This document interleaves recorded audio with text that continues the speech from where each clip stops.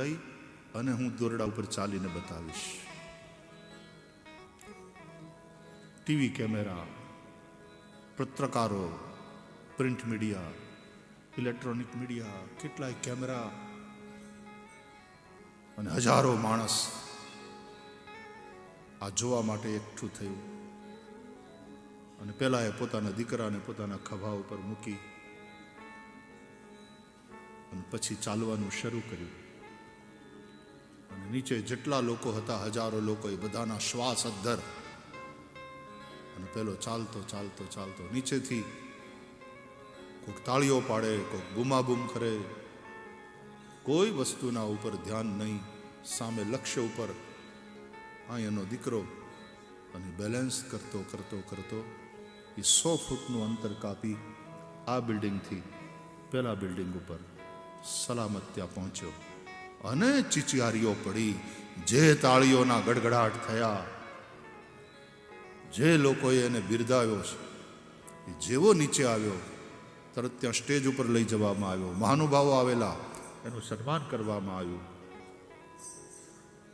બધાએ એને પૂછ્યું કે કેવી રીતે તમે આ કરી શક્યા, કેટલા વર્ષથી તમે આ કરો છો? પહેલા માઇકમાં એમ કહ્યું કે તમે બધાએ જોયું? બોલે હા. માનો છો કે હું આ કરી શકું? અરે કે તે કરી દેખાડ્યું ભાઈ.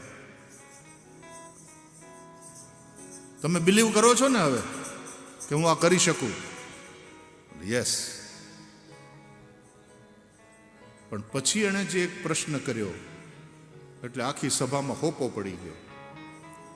એણે એમ કહ્યું કે જો તમે માનતા હો કે હું આ કરી શકું છું અને તમે તમારી નજરે જોયું, તો હવે તમારામાંથી કોણ તમારો દીકરો આપે છે મને? એને મારા ખંડોલે બેહાડી અને હું આ જ રીતે પાર કરી જાઉં.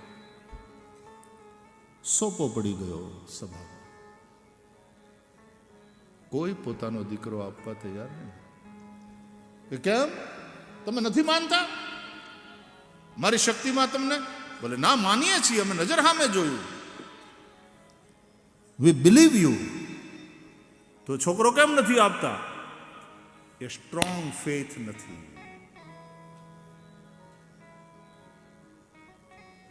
પરમાત્મા મહાન છે, પરમાત્મા બધું કરી શકે છે, બધુંય માનીએ છીએ, એ મહાન છે, બધું કરી શકે છે.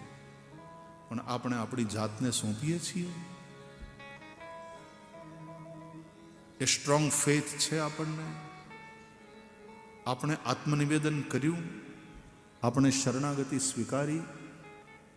અને કૃષ્ણ ગીતાના અંતે કહે છે અર્જુનને, સર્વ ધર્માન પરિત્યજ્ય મામેકમ શરણમ વ્રજ. Dedicate yourself to me, અહમ ત્વા સર્વ પાપેભ્યો મોક્ષયિષ્યામિ મા શુચ. પણ એ શરણાગતિ નથી થતી. નવધા ભક્તિનું સર્વોત્કૃષ્ટ કોઈ સોપાન હોય તો એ છે આત્મનિવેદનમ. જાતને સોંપી દેવી જગદીશ પ્રત્યે. એ પરમાત્મા સતત મારી સાથે છે, પલ પલ મારી સાથે છે.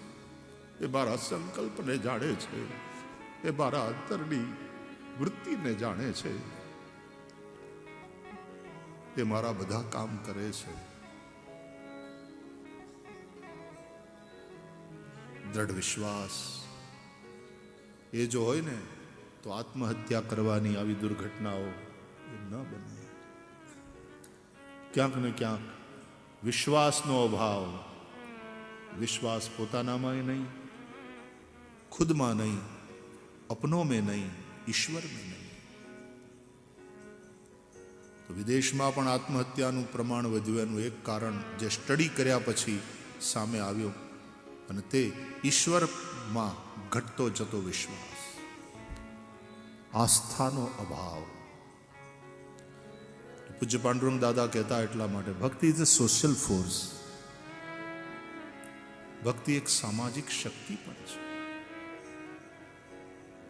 building temples, we go for pilgrimage, we do perform yagna, we do organize these types of kathas, Samaiya,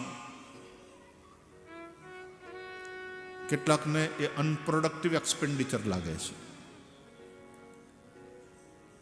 આ વામપંથી વિચારધારા છે, પણ આ બધું જરૂરી છે. નહીં તો માણસ તૂટી જશે. માણસને તૂટતો બચાવવો હોય, માણસને વિખેરાતો અટકાવવો હોય, મજબૂત શ્રદ્ધા.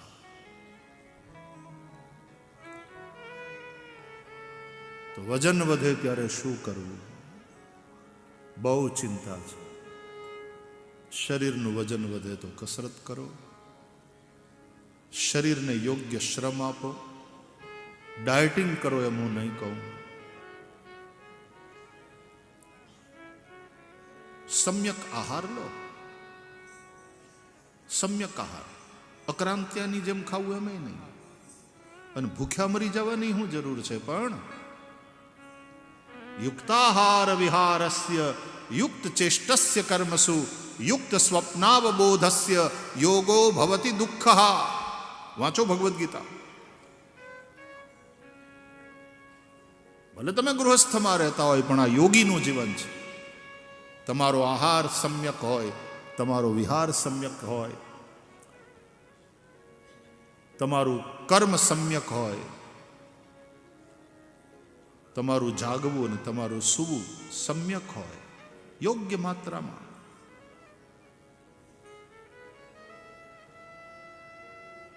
તો તમે યોગી છો. યોગ એટલે એક સંતુલન. યોગ એટલે અતિઓનું નિવારણ. અને આવો યોગ, યોગો ભવતિ દુઃખઃ, એ દુઃખનું હરણ કરનાર બને છે. ગીતાને ખાલી ધાર્મિક ગ્રંથ તરીકે ન વાંચો. મેનેજમેન્ટના ફંડા છે એમાં. સ્વસ્થ જીવનની ચાવીઓ છે. સુખી જીવન માટેના એની અંદર સૂત્રો મળશે તમને. માટે આદ્ય શંકરાચાર્ય ભગવાન પણ કહે છે, ગેયમ ગીતા નામ સહસ્રમ. તો શરીરનું વજન વધે તો વ્યાયામ, કસરત. મનનું વજન વધે, મન તણાવમાં હોય, મન બોજો સહન કરી શકે નહીં, ચિંતાના બોજા, તણાવ, સ્ટ્રેસ અને હતાશામાં અને અવસાદમાં જતું રહે, ડિપ્રેશનમાં. એ પહેલા મનનું વજન ઘટાડવા માટે ધ્યાન, સત્સંગ, શ્રદ્ધા.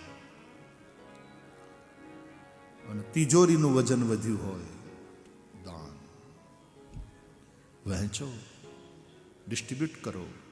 આ યજ્ઞ છે. એટલે વરા ભગવાન હિરણ્યાક્ષને મારે છે. મતલબ યજ્ઞ દ્વારા જ સંગરવૃત્તિ, લોભ સમાપ્ત થાય. પ્રતિગ્રહ પાપ છે. આવશ્યકતા કરતા અધિક રાખી મૂકવું નહીં. એટલે પૂંજીવાદની પણ વાત નથી, સમાજવાદ પણ નહીં. કારણ કે પૂંજીવાદમાં એની પોતાની થોડી ખામીઓ છે, સમાજવાદની વિચારધારામાં એની પોતાની ખામીઓ છે, સામ્યવાદમાં એની પોતાની ખામીઓ છે. પણ હું તો વ્યાસપીઠ ઉપર બેઠો છું, એટલે ગીતા, વેદ અને આપણા ધર્મશાસ્ત્રોને આધારે કહું કે અમારી વિચારધારાનું નામ છે યજ્ઞ. યજ્ઞો વૈ પુરુષ, યજ્ઞો વૈ વિષ્ણુ, યજનમ યાગ. આવી શ્રુતિઓ છે. તો તમારું જીવન યજ્ઞ બને, તમારું પ્રત્યેક કર્મ યજ્ઞ બને. યજ્ઞ ભાવથી જીવો. પૂંજીવાદ, સમાજવાદ, સામ્યવાદ, આ યજ્ઞ કોઈ વાદ નથી, એક વિચાર છે. યજ્ઞ એ માત્ર કર્મકાંડ નથી, એક જીવન શૈલી છે. It's a way of life. સહ યજ્ઞા પ્રજા સૃષ્ટવા પુરોવાચ પ્રજાપતિ અનેન પ્રસવિષ્યદ્વમ એષવો સ્ત્વષ્ટ કામ દુઃખ. ગીતાના આ શ્લોકને વારંવાર યાદ કરો.